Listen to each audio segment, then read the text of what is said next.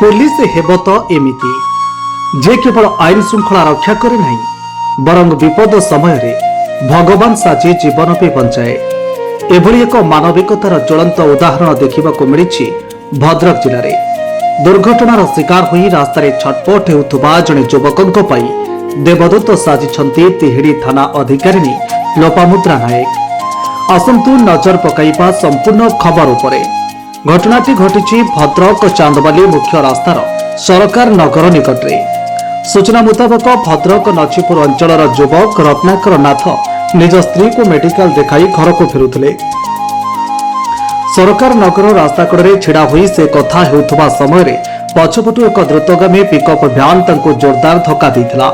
दुर्घटना एते भयंकर थिला जे रत्नाकर रास्ता उपरे पड़ी जंत्रणा चित्कार करुथिले एवं छटपट हेउथिले। स्थानीय लोके तुरंत 108 आंबुलांस को फोन करथिले मध्य आंबुलांस आसिबारे विलंब होइतिला।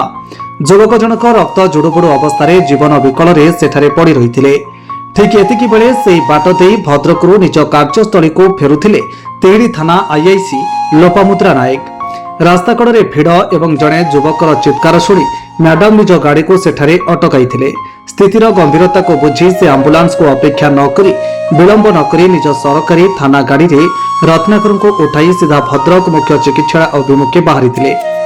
खाली गाड़ी रे मेडिकल पहुंचाई दे लोपामुद्रा नायक निज कर्तव्य शेष कर दे नथिले। युवक जनक केमिति तुरंत एवं उत्तम चिकित्सा पाई परिबे सेथिपई से निजे मेडिकल जगी रहिबा सह डाक्टर सहित आलोचना करथिले।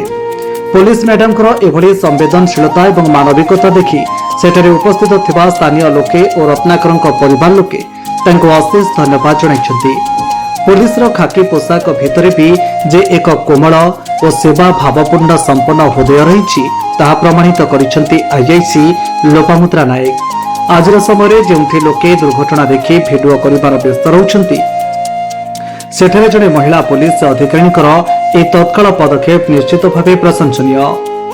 भद्रक जिलार सुब्रजित पालक रिपोर्ट ओडिशा 24 खबर।